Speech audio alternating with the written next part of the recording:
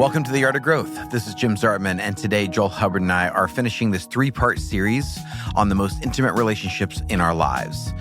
The first week was chemistry, then conflict, and this last piece is commitment. And we were wanting people to not only understand, but to normalize the experiences of these rhythms that happen in our relationships.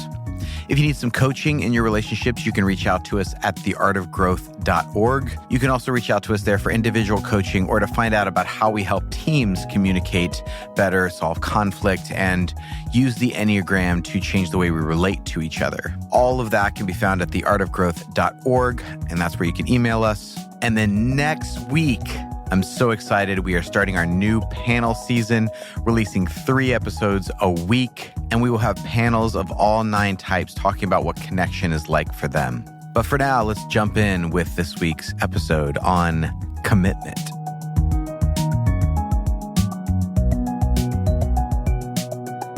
It's interesting because even at the end of the last episode, we were starting to point towards where this goes. And so I think it's just evidence of the natural flow, as we've been talking about.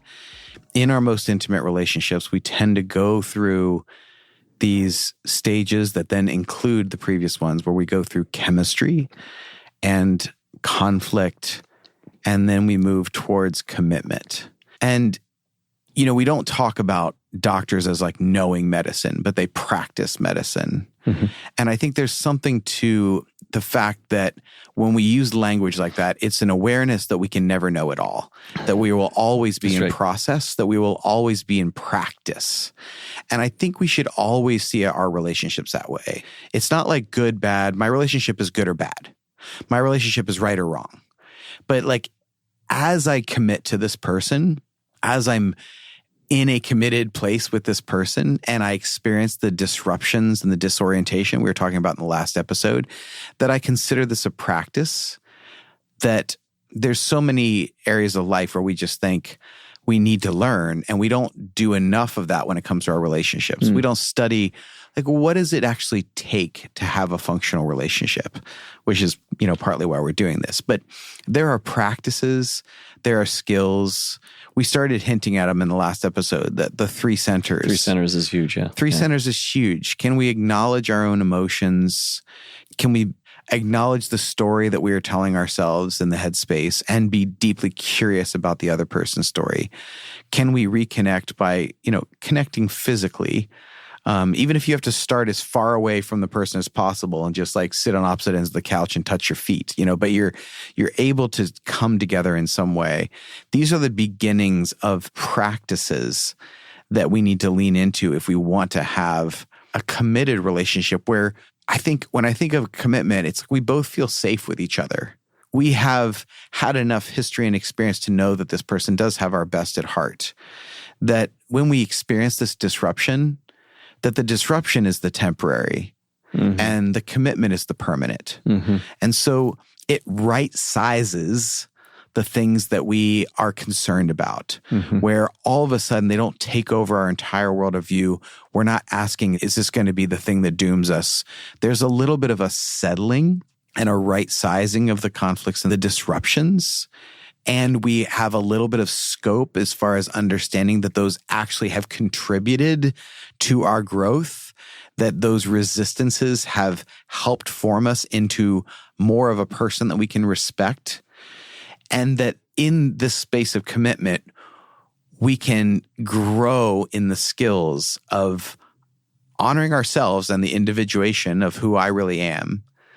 But I also am now welcoming you as you are and not as I would have you be. So, and I think there's something that maybe needs to be nuanced here, is the difference between commitment and permanence. I think that there's this notion that commitment means permanence, and certainly our vows, marital vows, often have permanence in there, right? Till death do us part.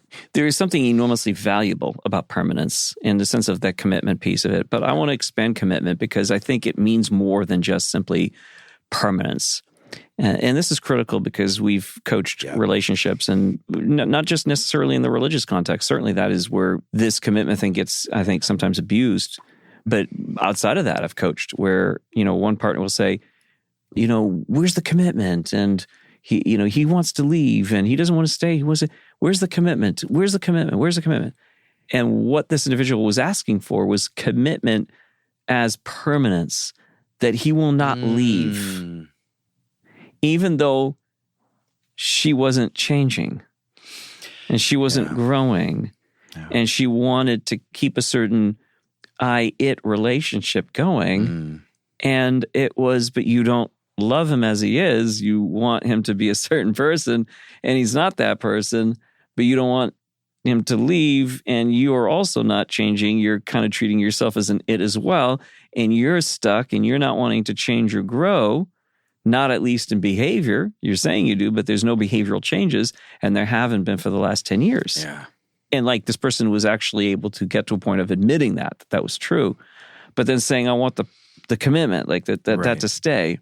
Then it gets really dangerous in certain other contexts where there's like commitment is preached in these religious contexts, and it allows for misbehavior that's dangerous at worst, but at best, it's sort of like, it's not really it's like the continuum of like really dangerous to being really just not helpful to the relationship. Yeah. That to me is where it's the confusion of commitment in permanence happens.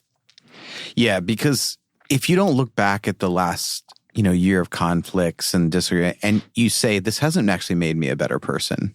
It's actually damaged me. Yeah. I'm actually more hurt. I haven't grown from this. It's actually a real struggle. And I see people doing this, actually. They just say, well, relationships are hard work, but they shouldn't need constant rescuing. Right. I recently had someone say, you said this thing to me a couple years ago, and it really helped me, which was that divorce is not the end of a relationship. It's the acknowledgement that it has already ended. As we go through the conflict stage, we realize that we're not actually growing. We're not making each other better people. Like, the thing is, it shouldn't be destructive to both parties, that stage. And if you are destructive to each other, that's a sign that maybe it's time to not commit anymore. Yeah, because commitment to me is a commitment to something, right? It's like, right. What are you committing to? Right. An idea? Right. You're committing to what? That you're not going to have a piece of paper that says you're divorced? Yeah. Help me understand this. I literally did this with this couple. I said, help me understand something here. You actually don't like each other very much. It's like, well, no, but we love. Okay, what do you love? Yeah. Well, there's attraction, there's a affection, there's a sort of familiarity. And I believe that's certainly, you can say love. I wouldn't dispute that. But what do you like what are you enjoying about your connection? There's virtually nothing this couple could say that they enjoyed about their connection. And it wasn't just a momentary thing. This was over a prolonged period of at least 5 years. Yeah. And it had been growing for 10 years, but it was definitely much more so in the last 5 years. Yeah. Okay, so you don't like that. You don't like this. You don't like the other. Okay. What do you have that's shared? There's virtually nothing that's shared. It's like two separate lives. So basically you own a house, and both of you own a house, but you're hardly ever in it, and you don't like each other, and there's very little shared. What are you committing to? What does marriage mean then to you? Is it like an ideal or someone else's theory of what it should be? Is it like, where is it? It was like, this person will not permanently walk away from it, even though they'd already had affairs. It's like already having affairs, but neither one is walking away from the other. That's what's giving you a psychological sort of groundedness to your relationship, or something that you feel holds you rooted to each other. Like, what is it that you're holding on to? And part of it was the ideal that, maybe we can make this thing work. Maybe that I think we need to define what we mean by commitment. Yeah. I'm committing to growing in this relationship, being a person of growth. I'm not committed to the bridge between us, the relationship itself only. I'm committed to personal growth and transformation. I'm committing to being a person that extends grace to you and extends grace to myself. And that is, to me, much more of what is, I think, helpful to a relationship, is a commitment that has these components where you're naming some things that you're wanting to be committed to, rather than this amorphous. We're just we've committed to marriage, and I'm not saying it's bad. I actually think there's some real good to permanence. Yeah, I really do. I think in my case, this has been my own personal decision. I have committed to permanence in this relationship, and it has been part of my larger value of I could bounce when things get difficult, or I can grow. And if she doesn't grow, I still grew. Now that may lead to separation or divorce down the road, but I'm not making it happen. I'm choosing to grow myself, and then blessed to have a relationship where she chose to grow as well. And that back and forth has allowed us to grow past some of these things. And so that's where permanence is useful to me as a tool. But my commitment is much larger than just a permanence. Yeah. It's a commitment to a lot of things. Like I said, the value of growth, a commitment to grace towards one another. Those are two huge values that I hold dear in our relationship. And I think that commitment to I choose to love you as an act of love in this stage of commitment. I choose to love you when I'm not feeling the feelings of love, because that's another value to me, that when I act in a loving manner, things go better for me. I experience more. Yeah. I experience it way better for me when I do that, and it's better for people when I do that. So to me, that's a win-win in every direction, even when I don't feel loving. The emotion of love, the attractional, the sort of warm fuzzies, Yeah. So. Well, it's funny because there's something I tell people at the beginning, which is now I'm seeing is more applicable even here, which I tell people at the beginning, it's not about finding the right person as much as about being the right kind of person. And I do believe that we tend to attract our current health level. 100%, yes. And so that's something that if you're in a deeply unhealthy place, you do have to change that and do some work in order to attract a different kind of caliber of person. But when we're talking about this, we're talking about the same kind of thing, which is I'm not just committed to you, I'm committed to who I want to be. I'm committing to the person that I want to be. That is a commitment that you actually can make because you can't control the other person. And I think the most unhappy people are the people who continue to try to manage or get the partner to be someone that they're not.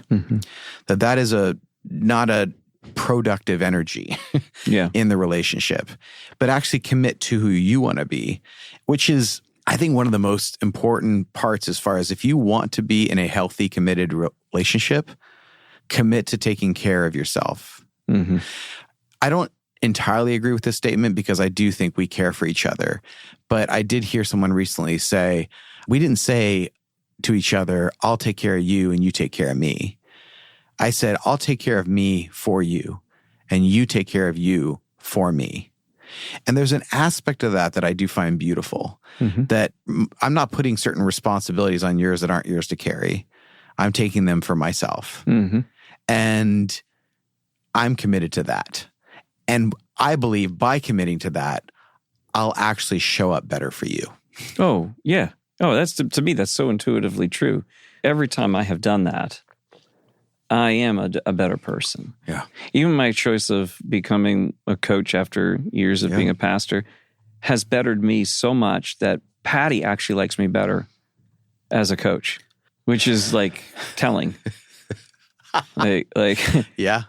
You're a better person. After you get done with a session, I come over and I hug her and I kiss her and I'm like, why do I? Because I got in touch with some stuff inside me, It's again, the whole I thou thing is so critical to understanding. It's so beyond my comprehension at this point, but I'm getting aspects of feeling my way through this.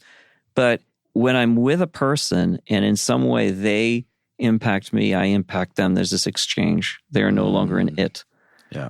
Well, then when I do that with Patty, the effect is the same. It's really rich, really profound, that I'm not trying to change you for me, which I've done that a bazillion times, and she's not trying to change me for her. Right. we are doing our work, and as a result, we're showing up better in the relationship. And when we interact, then it is about how do we mutually impact and affect each other. And when we're at our best, we're not guarded and defensive. We are actually allowing that interplay of, oh, wow, I hadn't thought about it that way. Oh, yeah, I am wrong in that space. Yeah, you're right. Or, wow, that really is insightful and that's beautiful. Thank you. Like when that's happening, there starts to be more of that I-you dynamic where there's this flow where our persons are interacting with each other. And that to me is the result of doing a lot of inner work. I don't think you can get there without that. We're too protected as human beings to do that naturally. So, yeah, but what you're talking about there is that a appropriate directing of attention and therefore energy, the energy that follows it. Mm-hmm.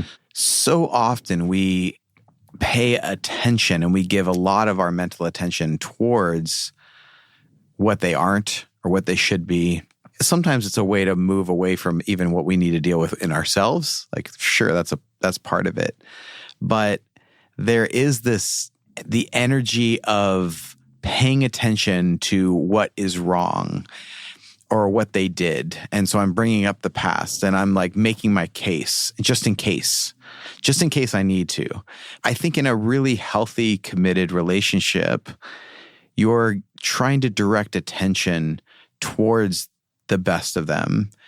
I don't remember who said it, but they were talking to this woman about some horrible things that had happened to her and asking her details about what happened. And she said, I distinctly remember forgetting that.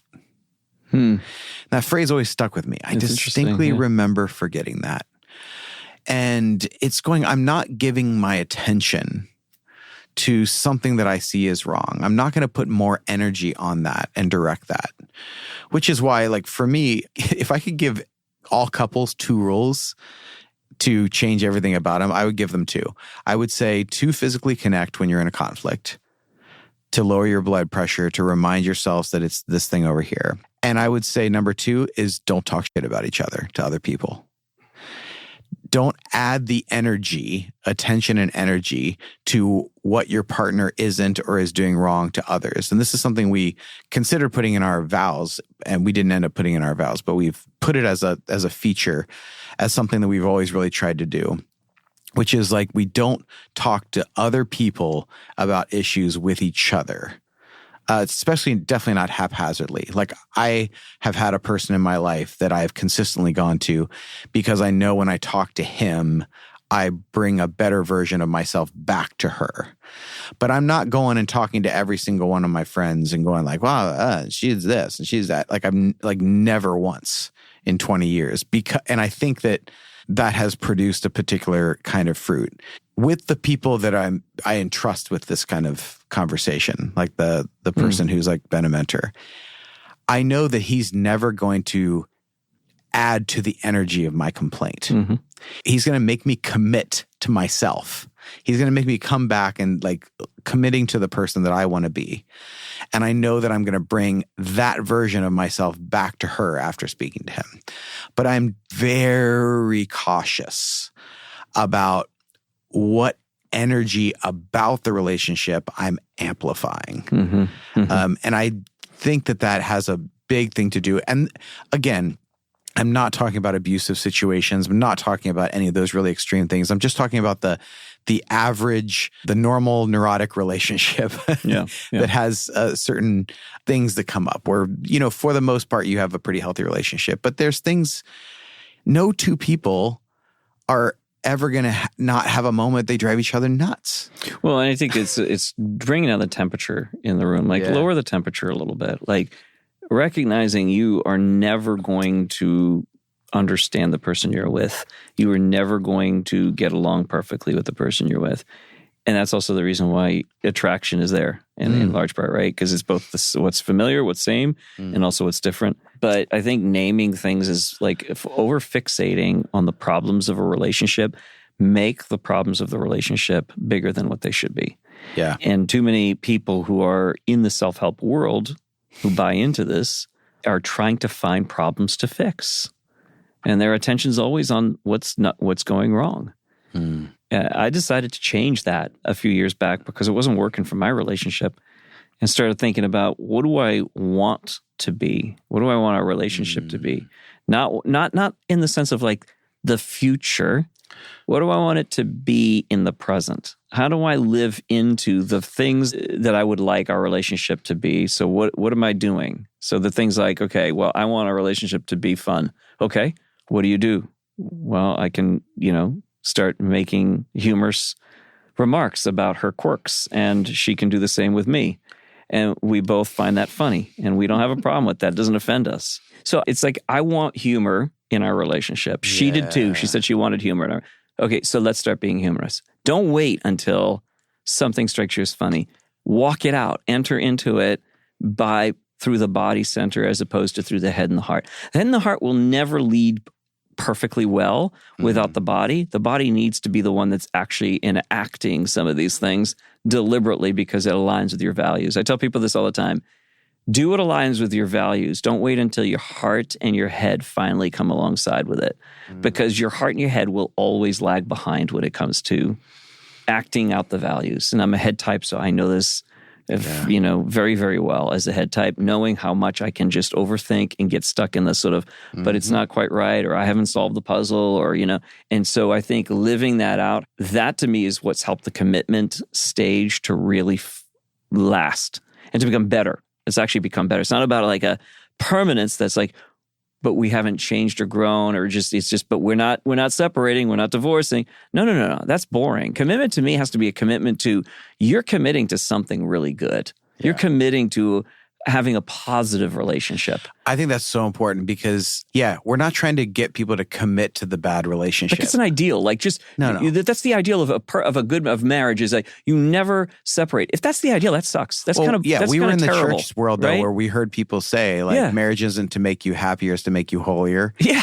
And the thing is like we're talking about like, it good does, relationships. To make you grow. Yeah. Does give resistance and makes you grow. But like, I would never advocate to committing I don't to think a that's a bad proper dichotomy or proper contrast. I think it's a terrible contrast. I think the actual truth is it's that I want a TNT. I get so mad when I hear that saying because it's like, awful. Like you've separated those two out, like they're mutually exclusive. Yeah. They are not. In fact, my belief is that the more you grow, the better and more positive, and that has to be a value. To me, that has to be a key value of a relationship, is positivity.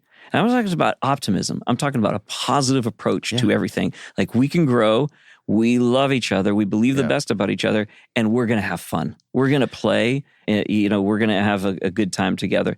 I think those dynamics are what helps the sustaining. And that I would put up against any other marriages. If you have those components, your marriage will last. Yeah. Right? Well, not only that, but you will live longer. Yeah. So there's health benefits. There's major health benefits. You have less disease. You get sick less often. Yeah. Because when you're in this state where you're always managing, there's something wrong, you're in conflict, you're like, it's a struggle constantly. All of your stress hormones are up. They're all having a negative impact on you physically. This is why I wouldn't advocate for staying in a bad relationship. I was a comedian who said something about divorce, and people were like, he goes, no good marriages end in divorce. It's like, I'm not. That's a good point. That's a good way of saying I would never celebrate a commitment to being miserable in a miserable relationship. No. That's not actually good. It's detrimental to both of you. And I see this happening. Like when people are just like, we're always working on it. We're always working on the relationship. There's always something we should be doing and changing and fixing. No. Relationships that are approached with a bit of humor, a lightness, less seriousness, actually have a better chance of growing. And we mentioned this we were talking about growing, that play is an element of growth. Yeah. I think it was Gottman that did this thing. Dr. Gottman did this thing on where he was interviewing couples. It was, I forget where it was posted, but it was some video series. Anyways, he interviewed, and it might have, I don't know if it was him or someone else. Can't remember. It was so long ago. But they interviewed this couple that had been married 70 years. So do the math, right? And they interviewed them separately and together. And it was the separate thing was really hilarious. because they were looking for some deep insight into what was the longevity of your relationship, right? You're not going to find it. They were looking for an answer. They wanted God, something clever, something insightful. And he's like, how have you lived with her for all these years, you know? And he's like, wow, she's nuts. She's crazy. And he's laughing about it. He's like really lighthearted about it. Like there's no, this is the thing, is you could say she's crazy and it can feel very heavy and dark and ugly. Or the way you say it is like very light, you know, with humor, without taking oneself very seriously at all. And he did it in that way. And the interview was laughing and he's like, so she's nuts, she's crazy. And then they interviewed her. They asked her some questions. And I remember her saying, oh, he thinks he's right all the time. So I just let him have it. I just make him believe he's right, but I know I'm right. And that was the secret to their success was like, she's nuts, but I like her, you know, but I'll the keep mood her around. of it, like how would you describe the mood of how they It was playful. It was light. There was just a sort of like, you know, you've learned to accept the quirks and the weirdness and the things that drive you nuts about each other. You've learned to just put them in their rights, to right size them, right? Mm-hmm. Yes. It's like when you're younger, they are massive. They're mountains. You've got to conquer Everest here because it'll kill your marriage if you don't conquer this massive problem here. Yeah. And then you start to develop, if you grow, you start to develop some a better skills. perspective about it. Is some climbing skills. And you just sort of like, she's just who she is. He's just who he is. Yeah. I'm good with that. Like, they'll never change, nor will I in some of these respects. When we talk about growth, we're not talking about growth in a different way. I'm talking about like certain characteristics that are probably going to stick with you. Like I'm never going to be good at like thinking about details and thinking about planning and those sort of things. Yeah. And that can drive her crazy where I don't think that way. So I make mistakes. So that's the kind of thing. So they get drop something, the other, you know, break some things. She's learning, like this has been a long-term learning thing, is like not to have a big reaction about what breaks or what falls or what, you know, because I didn't take the appropriate cautionary measures, you know, while doing this project. This is something that we've learned to work through. The fact that you ever worked in construction and survived is just that's amazing. the miracle right there.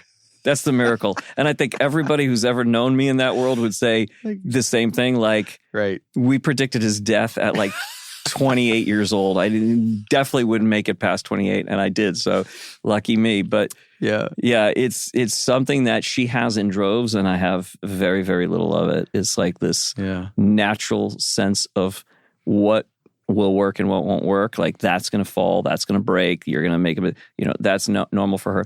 But I think when you just pull back a little bit and look at the scope, the kind of range of over years, what helps relationships. There are those dynamics of just right-sizing the problems, right-sizing the things you just don't like in each other, while also having that other stage that we talked about, which is you do want to continue to grow in the ways that really are important for you to grow. And the path is so faithful to point that out. It's like, you know, this one that keeps coming up and it's actually causing significant problems, not just for the relationship, for you yourself. You're not at your best. It's not who you like to be. But if we were to look at the relational part of it, it's like treat the relationship like, first of all, name it as good. Don't name it as bad. Once you start going, our relationship is bad, again, naming something. Or the other person is bad. The other person's bad. It's them. Yeah. Like name it as, oh no, I'm going to call it good with some improvement needed. And I'm going to choose to act as if things are good. So that was another thing I started doing a few years back. Act as if you're in a good place, both of you. So we'd get in an argument and you know, we might walk away. Well, in the past, for most of my marriage, it would take days of just sort of recovering from that. And so I started thinking, what if I acted rather than waited until I felt or thought that things were good? We solved the puzzle. We fixed it. So I'd come upstairs, and I remember doing this, coming upstairs and sitting next to her and saying, hey, what are we watching? And I could feel sometimes she was like, I'm still pissed at you. And I would continue. We'd continue just kind of acting as if things are good. And that didn't mean ignoring the issues, but it meant it gave us a chance to right-size them before we could engage them again. Yeah. Right?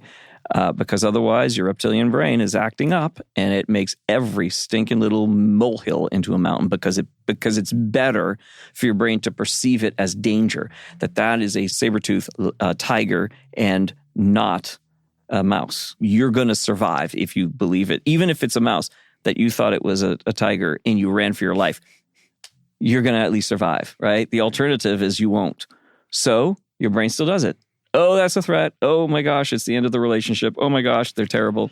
And I think just giving yourself a chance to right-size it by normalizing, by acting as if you're okay, by taking a positive approach to the relationship, then you will have better perspective once you're deactivated, once you sort of slow down, your brain relaxes. But I think acting as if your relationship is okay and actually good tends to produce more good. For sure. Well, you said a second ago, you're like, early on in your relationship, when a mountain pops up in front of you, it's this, oh my goodness. And immediately I had this picture come to mind of like Alex Honnold, one of the greatest climbers in the world, looking up at the 3,000-foot rock face of El Capitan. And he does the film called Free Solo, where he climbs it without ropes. And I was thinking of me standing next to Alex Honnold at the bottom of a mountain, and I'm going to die. Yeah. And he's going, oh, this is going to be a great climb. Yeah. And how different it is because of the experience and the time you've put in to being in the front of the mountain. And I love telling the story about the couple that Abby and I had as our premarital couple who were in their 70s and had started this premarital program where you go through these 6 weeks of training, and they normally dealt with a lot harder situations. And I felt like they didn't take any of our stuff seriously when we'd bring up issues with them, because they were like, oh, you kids are fine. You'll figure it out. Because they'd been up the mountain a million times. They knew it is. And so like the things that would be like, oh my goodness, they're overwhelming to us. Like over time, you become pretty skilled climbers. Yeah. And eventually, when you hit the base of a mountain, you're not going, oh my God, I'm going to die. You're going like, oh, we got this. Yeah. We can do this. Particularly if you've done other mountains. Like with your marriage, you've had other problems, right? Yeah. And even if you've had other marriages, hopefully you're learning, right? You're learning like, okay, I had this previous marriage, it didn't work out. This previous, romantic connection, that didn't work out. Whatever the case might be, if you've learned from it, then yes, you start to go, this isn't that big. This isn't that big of an issue. Right. I can deal with this. But yeah, I think what I love about the word commitment and thinking about that is, what are we committing to? That's the question. That I love, because that frees it up for us to really create values that are for the well-being of both and whoever's in the relationship. It creates well-being for all who are part of, whether it's the romantic relationship, the family, friendships, whatever it is, that you're committing to these values, these practices. And I think that that's a much better way than looking at it as just like commitment means permanence. And that sounds either pretty securing and grounding, or pretty trapping. Some people feel trapped by that and would feel that way. And so for you, if you're stuck in a relationship where you feel like this person is not growing, is abusive, then the question is, because people feel like they need to justify themselves. Like, if I'm going to take a step away from this relationship, I need some justification for it because I committed and I feel like I'm breaking a commitment. I'm being disloyal. It's like, well, ask yourself, what are you being loyal to? Well, the person. Yeah, but what person? Tell me, what were you being loyal to? Yeah. Well, the fact that he was this way, that way. Okay, say more about that. Well, she was that. She behaved this way. She was, okay, is she still that person? No. Well, then, what are you being loyal to? Right? So loyalty is not just this thing in absence of any sort of practical grounding to it or reality to it. Same thing with commitment. It's not this absent kind of ideal. It's what are you committing to? It's not abstract. It's not abstract. And it doesn't help to have it be abstract. It is a good thing to name, to say, like, I'm committing to like us in this direction. Like I'm committing to something. And that's a good thing to name. Yeah. Because, you're right. Some people feel a lot of sense of security by that, and others feel trapped. Like the same kind of context. But Commitment, when you specify what you're committing to, it has a name that feels a little bit more tangible. It feels like I can decide whether or not to commit to that. Yeah. Because otherwise, it's like, what are you committing to if I can't name it? It is very difficult to really say, like, I'm in. Yeah. Yeah, I think ultimately what we're advocating for here when it comes to this commitment is I'm going to let you be you. There's an acceptance at a deep level of like the person you are, even the old couple you were joking about. And I'm committed to the person I want to become, that I'm moving in this direction.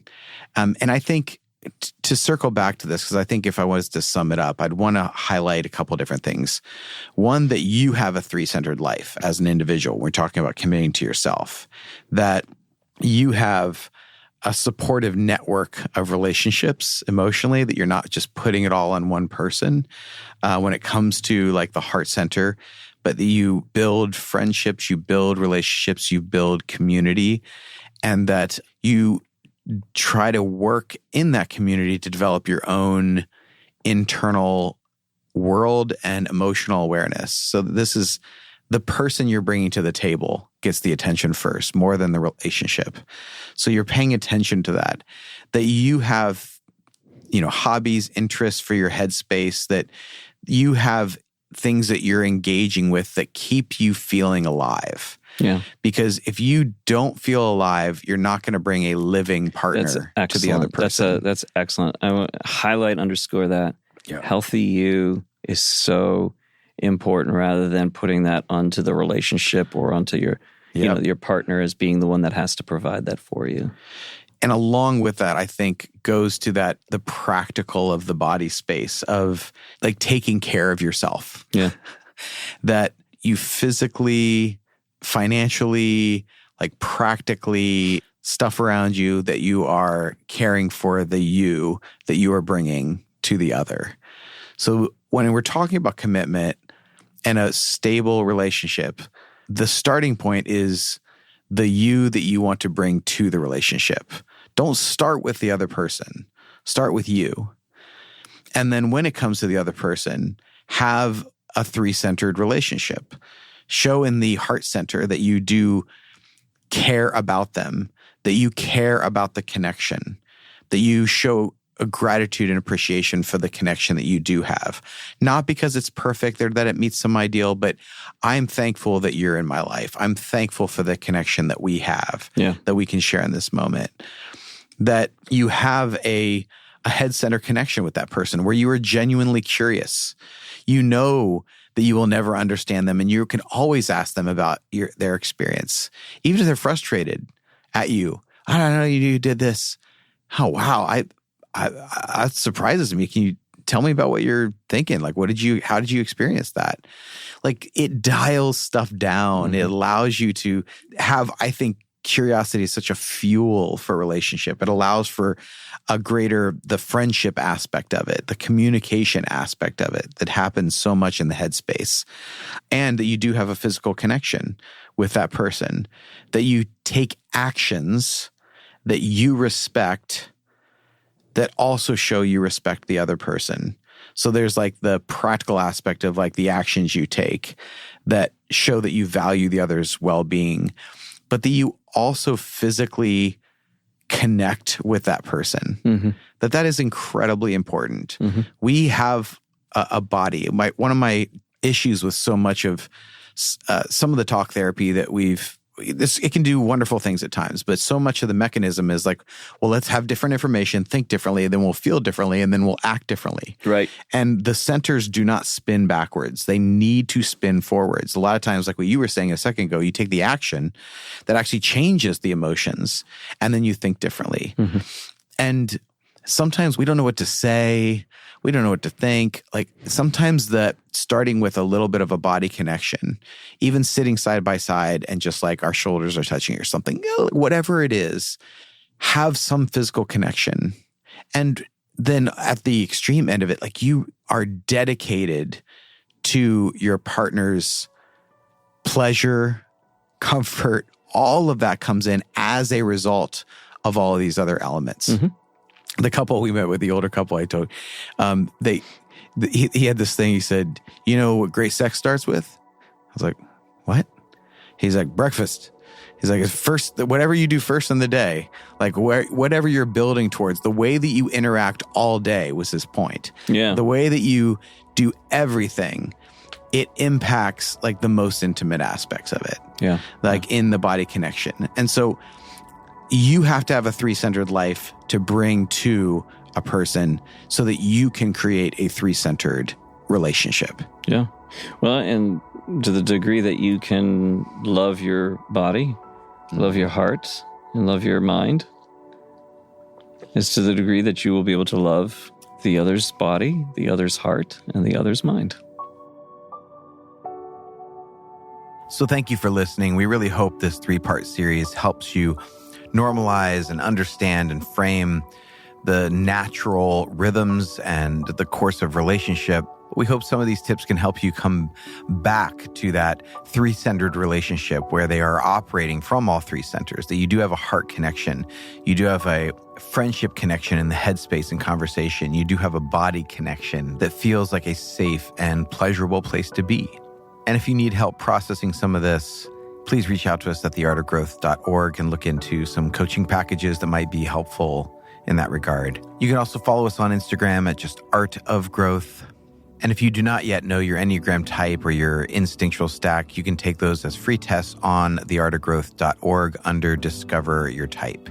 But for now, my friends, may you know in your own heart and communicate to those who are most dear to you that you see the big picture and that you desire that the connection may go through ups and downs, but over the lifetime, it will be rich and full.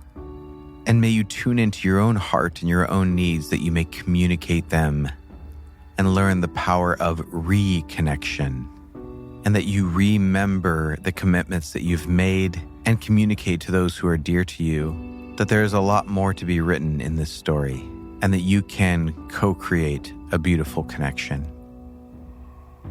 Grace and growth, my friends.